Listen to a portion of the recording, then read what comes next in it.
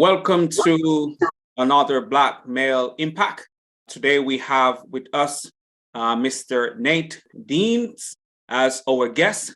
Mr. Deans, welcome to the Black Male Impact. Hey, man, thanks for having me. Appreciate it. Man, it's a pleasure. And as always, our goal is to inspire positive change.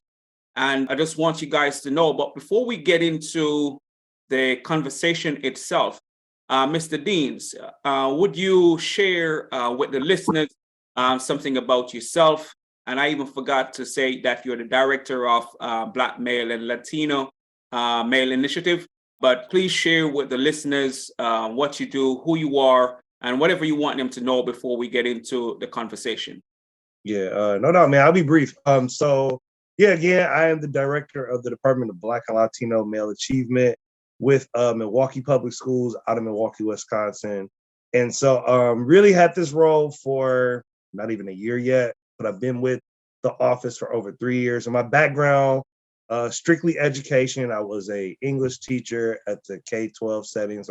High school in particular, taught English, African-American literature, multicultural literature and history, things of that nature. Did a whole bunch of student organizations and student groups as far as student council, peer mediation groups, things with conflict resolution. So really been doing a lot of work for the last 10 years or so, man. I'm just got my degree in administrative leadership back in 2020. So really a lot of things progressing towards to where leading up to where I eventually am today. So I'm just glad to be here and kind of share some of my expertise as we kind of talk about this Black Male Initiative piece that you have going on, Dr. Cross. And it's great having you, man. And I know you're one of the dedicated educators because I met you some years ago and you have been true to the work. And it's in a space where we need more Black men. And you have really demonstrated that you are for the next generation of students where you empower and educate them. So, man, I'm really appreciative of the work that you're doing. And I know the people that you work with really appreciate the work that you're doing. No doubt, man. Thanks for saying that. I appreciate that feedback. Yeah, no problem, man. So, but we're going to get straight into the conversation. So I'm going to start with this question. What mindset that it takes to make a positive impact? Oh, man. So the mindset that it takes to make a positive impact, I'm going to go with empathy, man. I feel like in order for you to have the impact that our society needs folks to have, you got to love people, man. And I know that there are folks who may find it hard to, always engage with folks and who may not trust folks or have different issues within communal spaces and places, but empathy, man, or just a love for people and a love for doing things to see people thrive is the mindset you need to have. Talk about a growth mindset. Within that growth mindset, it's a growth for how can I use my role to impact my community, or use my leverage or my advantage to make sure that I'm serving other folks. I found in this game, no matter what I do, the folks that I talk to, people I'm engaged with, they all have a love and a passion for other people or to see systems thrive that benefit people. And so there are different ways of doing that. Some people, like myself, I love speaking in front of people. I love being in front of people. I've also met people, though, who are quite opposite, right? But that have the same impact. So the impact is really just having an open space and a mindset of being empathetic and really wanting others to thrive and succeed. I really appreciate that perspective. And as you mentioned that even within growth mindset, we need to have the love for people, because if we're talking about change, we have to deal with people. And that's a perspective that maybe you're the first one to say it, as you said just now. But we talk about growth mindset, we talk about positive attitude towards ourselves and towards life. But having the love for people is really a great way to look at it when we're talking about change, because we all work with people. And if you're going to work, say, with young people, old people, it doesn't matter who you're working with. You have to have some level of love for those people for you to really even make the connection, because you're not going to be able to connect with the people really how you'd want to if you don't love them. Yeah. And so I really appreciate that perspective. It really I know it will have the listeners thinking about their own role and what they are doing and what they want to do. Because I do agree, it starts with loving the people that you're serving, because you can't serve them to your best, if you don't love them. And we find there are people within spaces where they need to love the people, need to care for the people, but they don't. And sometimes we may start to realize what is causing the breakdown, lack of love.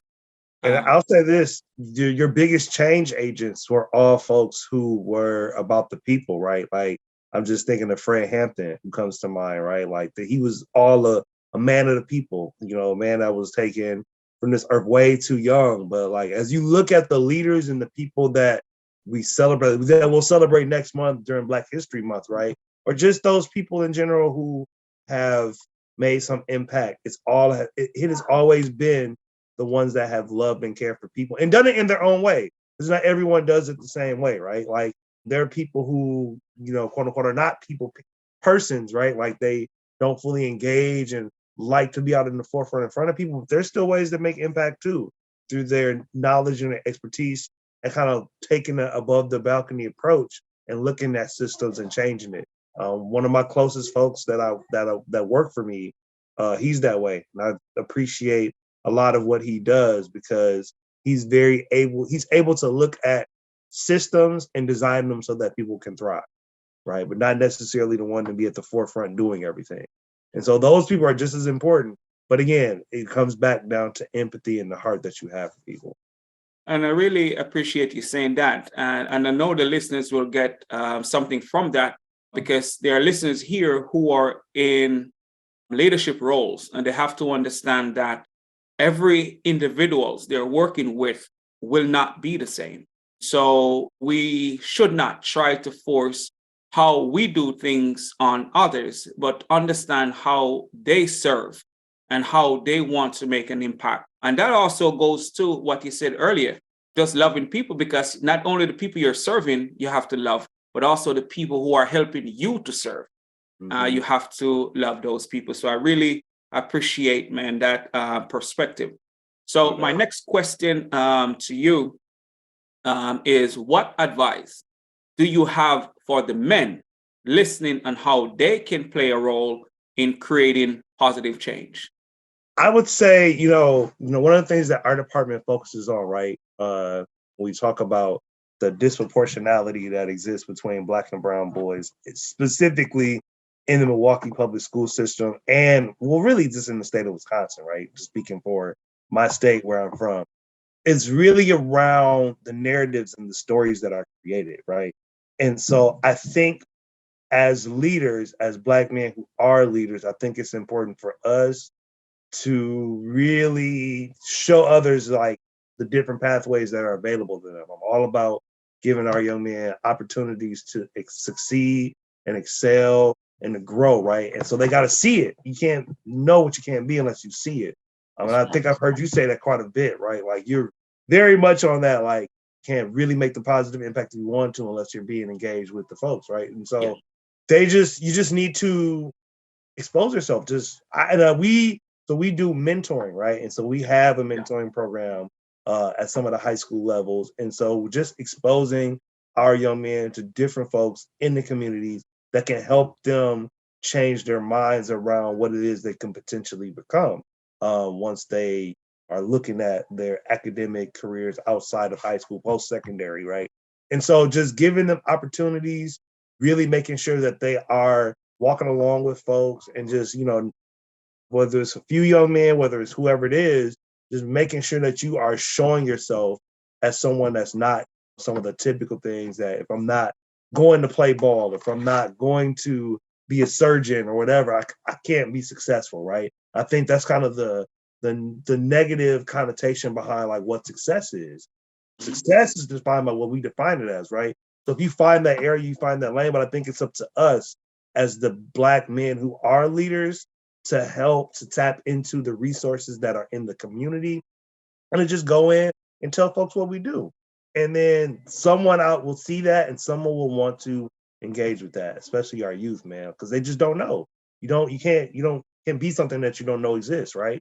So we Yeah, just have to do that. I didn't see myself being an educator until I had my experiences in high school, and I said to myself, "This is what I want to do." yeah. And now that I've done that, I've had so many other young men who've at least tried education, right? And they did it specifically because they saw me do it.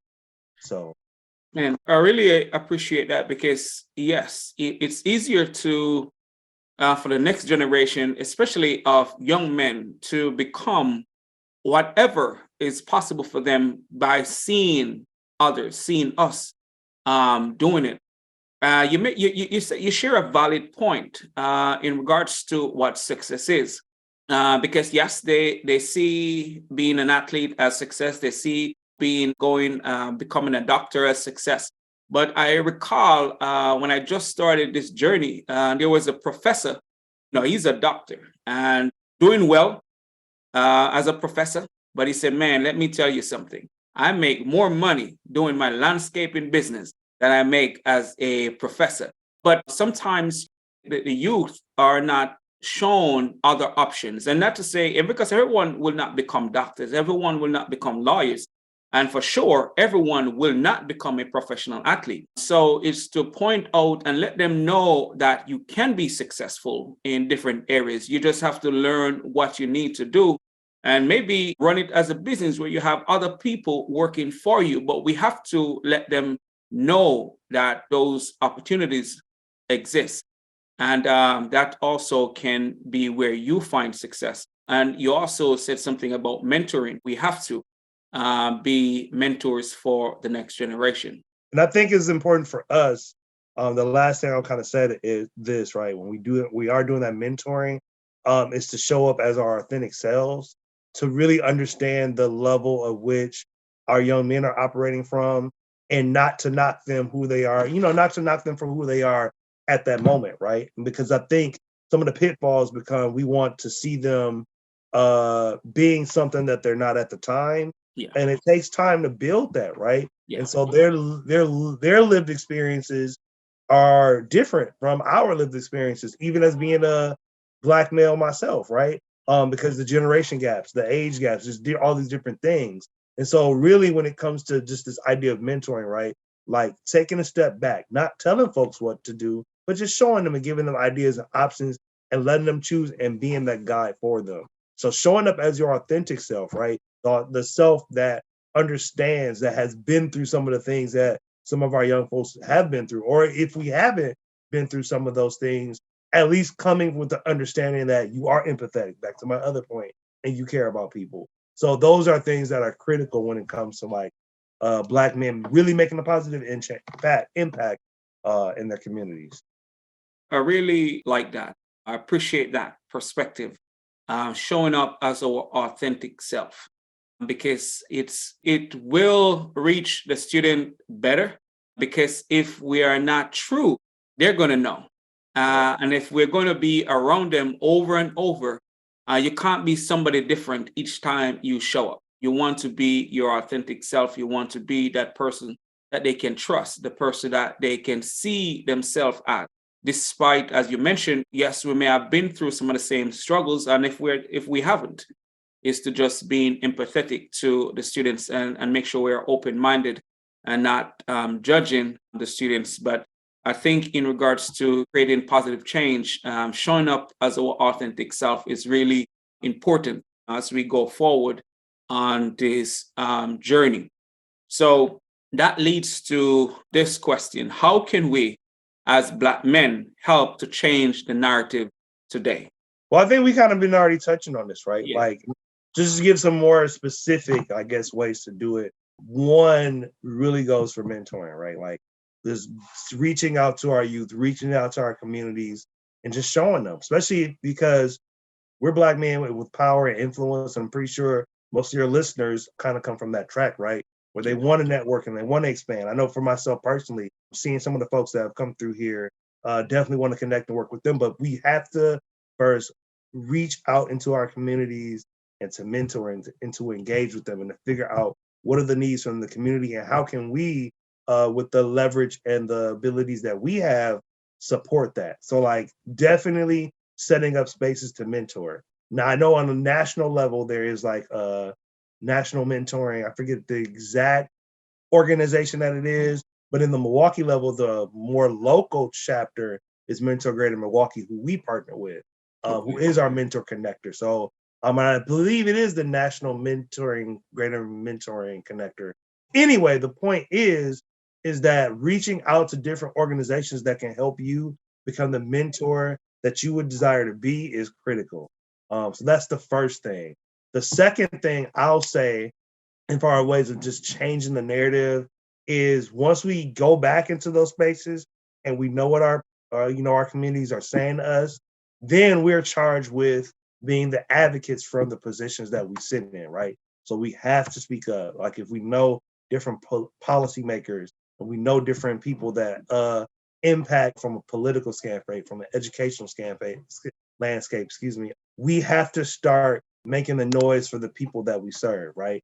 Being with them and helping them to find avenues for success. I think it's up to us. We have to take that lead, right? To really make that positive impact and those positive change, not being afraid to speak out and not being afraid to share your ideas and your vision for others, even when it may not be as popular. Because as a Black man, sometimes we get stuck in the space of kind of protecting our own and protecting the things that we have, given that we know how society, for us, can easily take that away. But I think you find yourself really loving the work that you do when you are, again, being your authentic self and you are really helping to be that advocate for those that need to be helped. Yes. There are a lot of different barriers and things that may affect us. And as you said, we may sometimes don't want to lose what we have because somebody may take our ideas and stuff like that. But what I've learned over the years, man, if you don't share it, it's going to be within you, and then no one is going to be impacted. And sharing what we know also help us because the more we share what we believe will make a difference, it helps us to become even more courageous in our pursuit, become more confident in what we believe will make a difference. Because the more you do it, the more you are hearing it. And the more you are hearing it, you're going to feel better about yourself because you're making a difference. Yes, somebody may see your idea and run with your idea. But one thing I realized, man, you see, what you are about, once it's about you, no one really can take that from you, really. Because even if someone try what you're doing, they may end up stopping because that's not who they are. You see what I'm saying? So we just have to focus on doing what we can do and feel compelled to do. And because, man, we know the type of world we're living in. And when it comes to us, we have different barriers and different challenges. But we just have to focus on doing the part that we can do and lead the next generation the best way that we can as we thinking about changing the narrative, making a difference, and just to make the connections with the different entities that can help us to serve greater in what we choose to do. And I like the idea that you mentioned about the mentor and connect that you guys have worked with, because sometimes to make a greater impact, we're going to need the connection and the resources from others who see the need and want to make a difference once we start our own journey in itself. So I know you have been an educator. I know you have been committed to being an educator and serving the next generation. So this question, what or who has influenced or inspired you to pursue the path that you're on? Oh man. So my person actually just passed away And sorry to hear that. last year. Yeah. So Virginia Daniels was kind of the person that led me into education. She was my mentor. I didn't even know it, right? And so essentially just kind of walking me through the different things. Had it not been for her, I wouldn't have gone to college. I'll just put it to you like that, right? So like she literally sat me down and forced me to fill out a college application, the only one I ever did my senior year. And it's because of that that I'm here right now. Yeah. And so I think the things that I have gotten for her, most of that stuff I've shared, right? Like just having a heart and a love for people and meeting them where they are, not necessarily where you think they should be. She was very good at that, right? Like just she hosted open gyms for me and my friends when we were in high school. And then after we played for a few hours, she would feed us, and she did things with us. And it wasn't about, hey, you guys are being mentored, but we were, because we would just come in and talk to her, and she would just listen to us, hear us out, and things like that. And so she definitely is my inspiration, right? She definitely is the person that I've looked to throughout the years. I would say some of the other folks that I'm connected to right now, more specifically in the work that I'm doing, I kind of look to them too, as either when it comes to engaging with community folks, like how to necessarily do that, or like working with different ecosystems as far as schools goes, right? How different schools are kind of put together and managed. But the number one definitely was Virginia, Miss Daniels, man. Miss Daniels definitely molded me to be the person that I am today. And so I appreciate her for that. Man, that's awesome. And sometimes that's what we need on our journey, that one person who can help us to go on the path that can make our life better. And now, look, you are impacting thousands of people just by one person, you being impacted by Miss Daniels. And now thousands of people are now benefiting from that one, well, more than once, but you get to fill out the application to go to college and stuff like that. And from there, things only been uphill since. And that's great. And that's what we have to do. And as men, we have to play that role for the next generation, because we don't know who we are encountering, and if they do have someone to encourage them, and just that one encouragement, that one redirection can change their life, and not only their lives, but their family life and thousands of others. So man, that's great. And it's, great you sharing that, and, sorry for the loss of your mentor and stuff like that. But I think you're carrying on the legacy, Yeah. which is great. Most definitely. Yes, sir. Yes, sir. So that leads to, what is your perspective on the current climate of Black men in society today?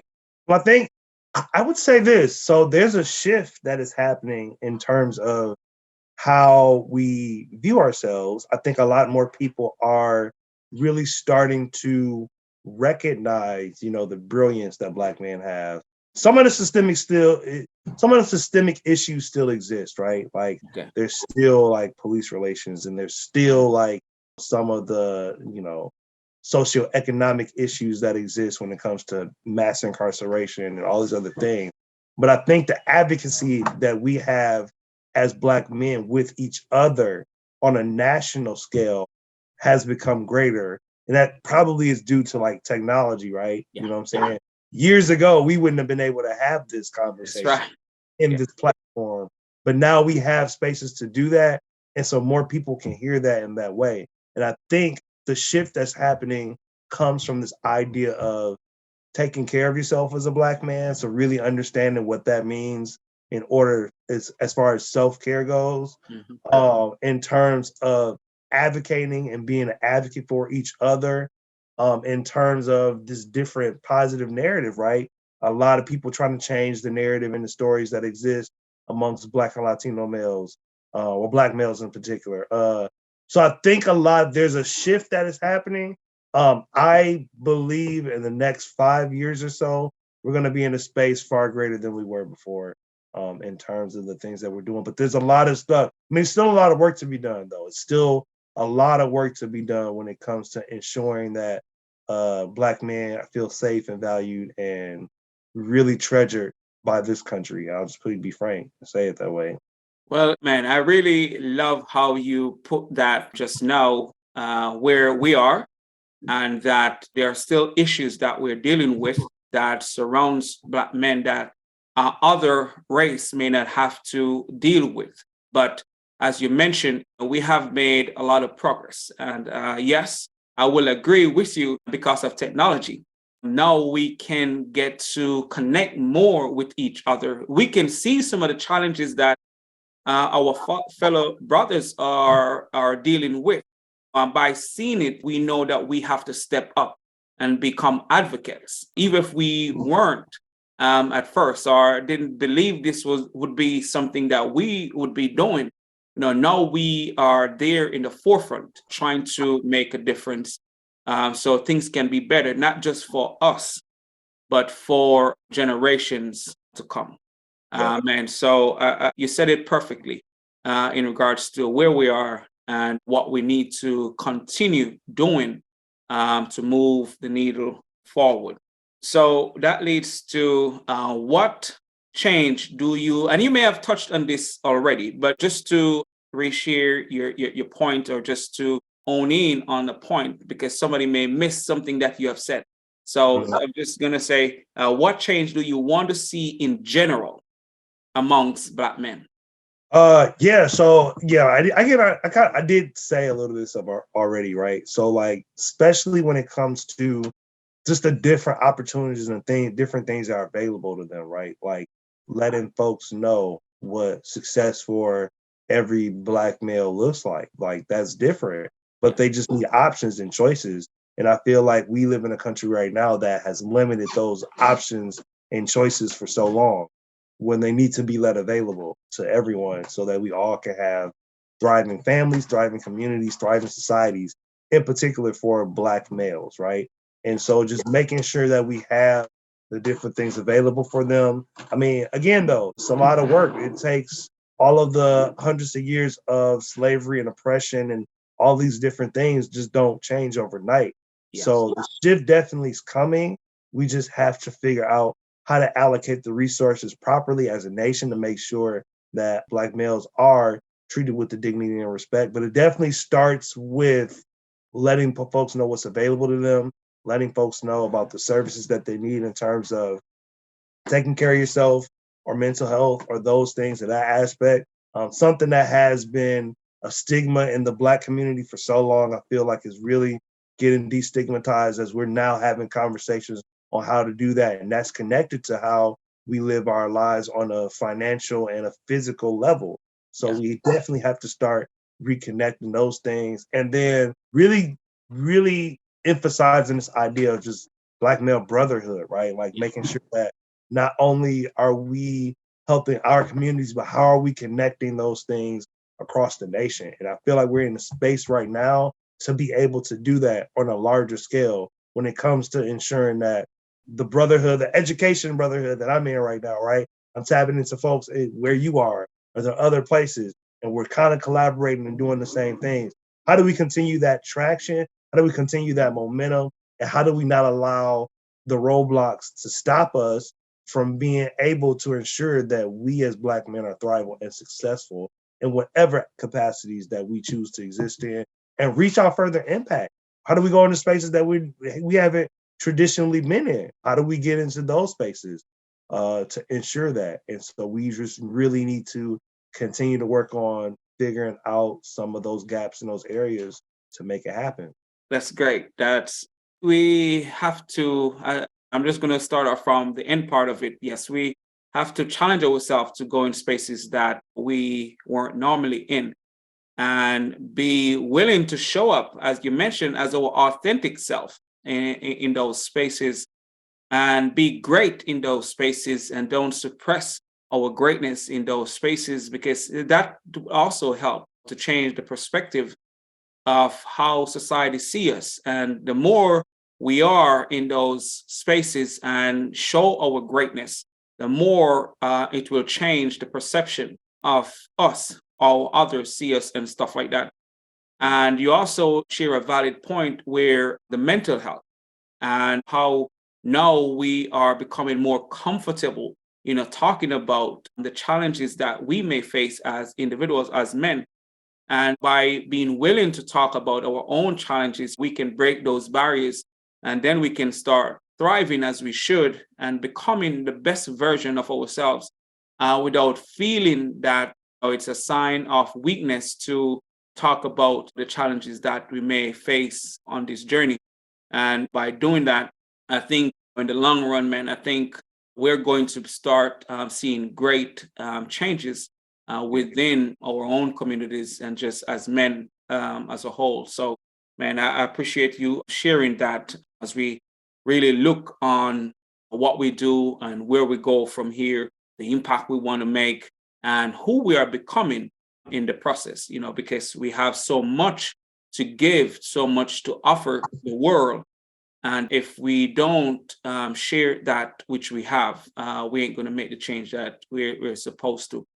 And I know you mentioned one point where just us getting the opportunity as everybody else, because I believe where any country or community, if they're going to thrive, human beings are the most valuable asset. And as Black men, if we get to share and our greatness, our communities, our families, and our country will only get better by us being able to share our greatness with the world.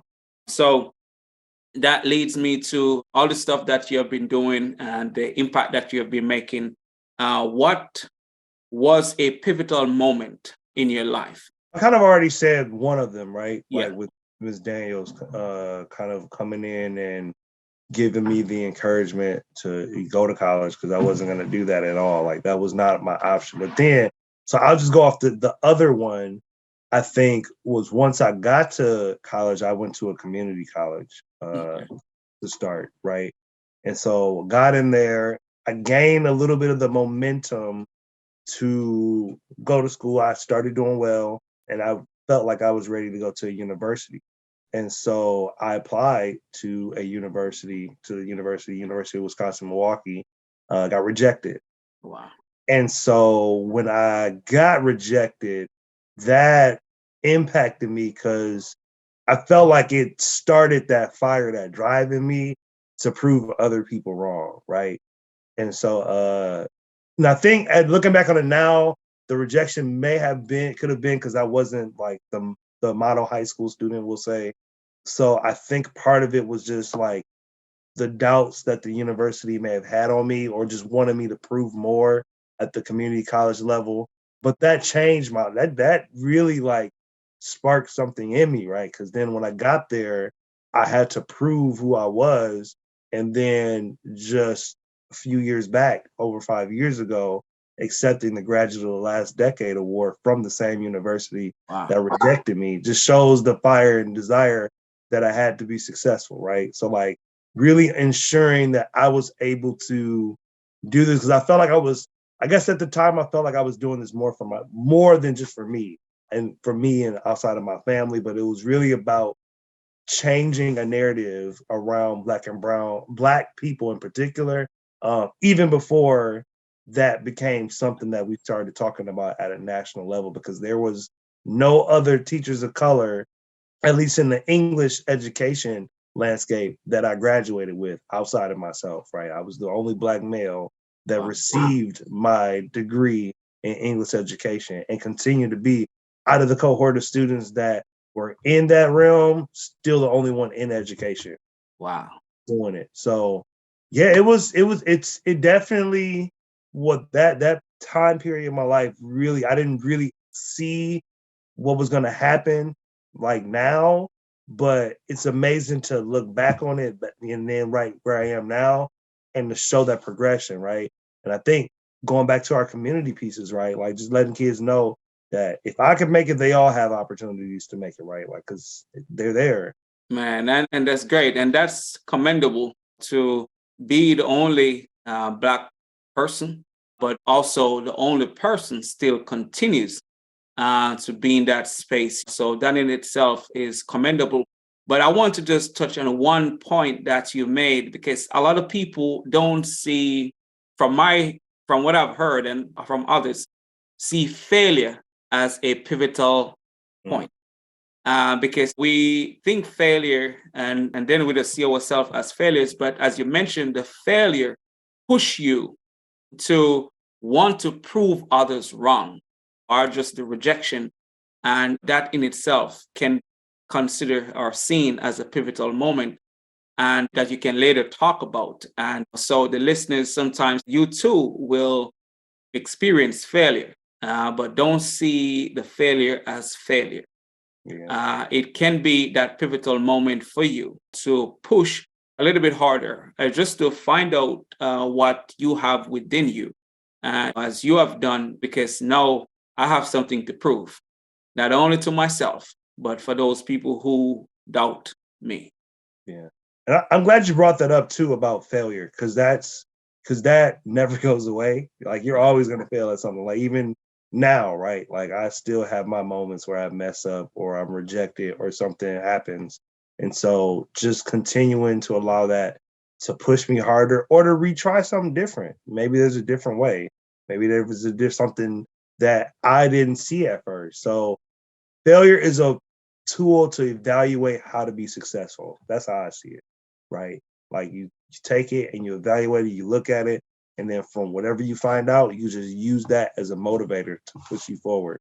Man, I really appreciate that. Yes, it can definitely be that push to go forward. And if you look at it like that, you will not be a failure. You just have a bad experience, Yeah. an experience that you didn't really want. But if it helps you to become better, man, it worked having that experience. Because sometimes we need things not to go how we want it to go, so we can dig deeper within ourselves to recognize our own greatness. So sometimes when things don't work out as planned, it's just happening for our benefit. So, man, I appreciate you just sharing that experience was also a pivotal moment in your life. Right. So that leads to this. What life lesson have you learned late that you would like this current generation to know or will benefit from?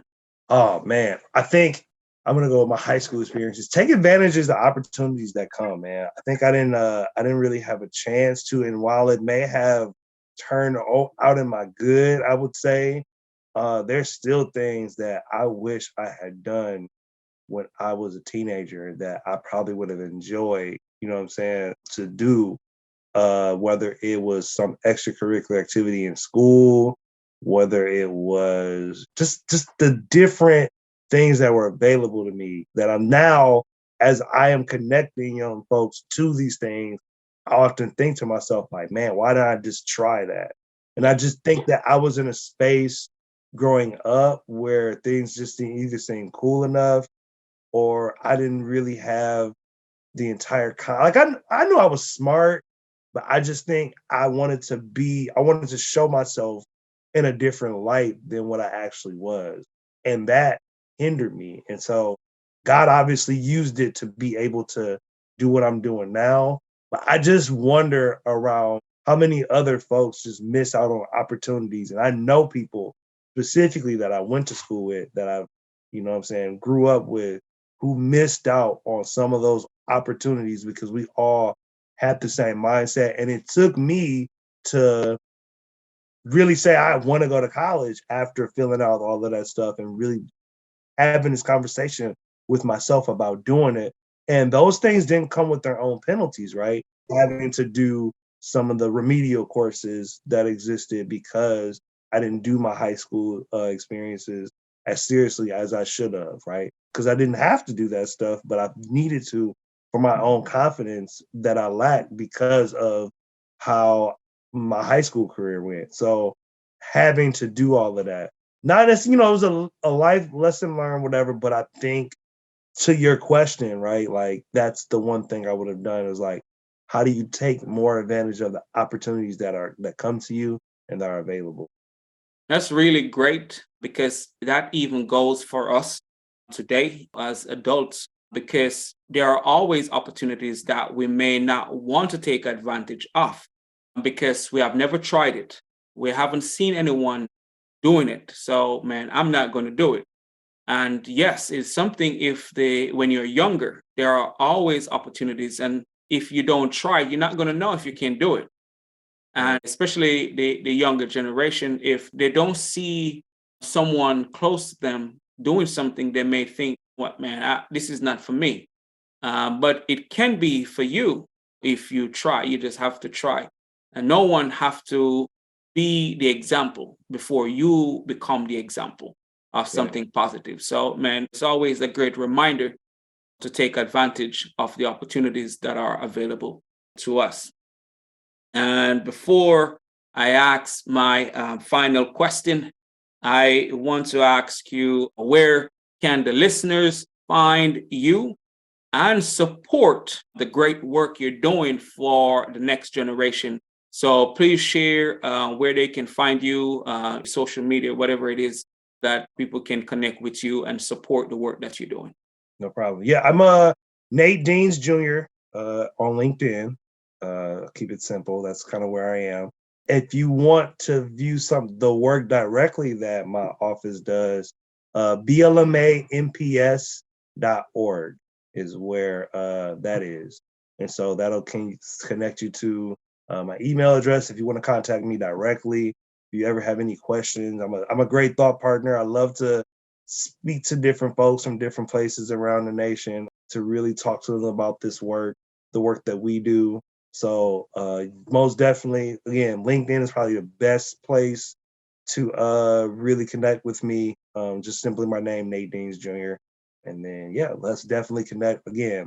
I love to appreciate the opportunity. Well, I know you got one more question, so I'm probably gonna say this again, but I definitely do appreciate the opportunity for all of you to reach out and connect with me around anything that pertains to Black males or equitable practices in schools in general. So Yes, and thanks for sharing that. I will also put the link to connect with you in the description somewhere so the listeners can actually connect with you. Because it doesn't matter how driven we are, it doesn't matter how motivated we are, we all need the support of others. And as I've said earlier, Mr. Deans have been doing great work, but not because he's doing great work. Those who are doing great work always need the support of others. So please go ahead and connect, and you can find the way to connect with Mr. Deans in the description. So let me ask my final question. What impact do you want to have on the world? oh man, I just want to be able. I want people to, like, how can I put this? I just want people to, when they think of me, right? Like when they, I don't need a grand statue or anything like that, but I just want people, as I'm going through someone's thought process or their mind, or they're remembering a moment with me, I just want it to be one that is, a positive moment, something that I've been able to do to help them, whether it's to get a career or just help them feel better, right? Like there's really no like grandiose kind of perspective that I see myself as, other than just being someone that people can look to and feel positive about, that has either helped them, whether it's professionally or personally, just a person that really loves to spread joy to people and to really be empathetic when it comes to helping and giving others support. So that's the impact that I want to have, really being able to be that person. But then also, I guess also too, changing some initiative around Black males, right? Like what's something that we can do that I can be a part of? It doesn't necessarily have to be my name on it, right? But what's one thing that I can do that'll promote greater success for Black males throughout the nation, whether it's from an educational lens, which is my background, or something different? Like, how can I be a part of that? How can I really focus on the well-being of Black male in this nation? Because there's a lot of folks that don't. And so we all have to advocate for each other and continue to do that work. So I would say those are the things. Well, what you share is really good.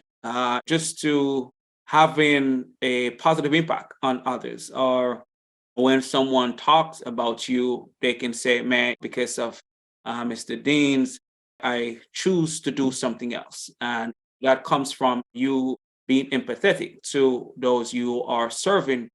But also, I like to point out that point that you have made. Although you are in education, people can see you as a valuable asset. As you mentioned, you join others because not because you're from an education background. There are still inputs, and we have to make ourselves available, and which you just did to the listening. that sometimes you may be in technology or you may be in science, but sometimes a perspective from someone in education is always great. Add to the mix or to gather more perspective on what you're trying to accomplish. And again, we have to help each other and support each other as we continue on this journey to make a positive impact. Mr. Deans, man, it was great having you here. And man, I really appreciate your perspective. And I myself is going to be leaving this conversation with being more empathetic to the people that we serve. Again, we're going to come across people that are different from us, but showing people love will always make things better. So, Mr. Deans, man, thanks for being here on the Black Male Impact. No problem, man. It was long overdue. I appreciate the opportunity always. Man, no problem, man. We're going to have more conversations because this is not the end of what we're going to be talking about. We will be speaking maybe in the future, on some of the things that you're doing directly, more than just what Black men need to do. We may have a conversation in the future about what you're doing specifically with the Black males over there in Milwaukee and how you're helping them to be successful. So stay tuned, man. We're going to be in touch. And again, thanks for being here on the Black Male Impact.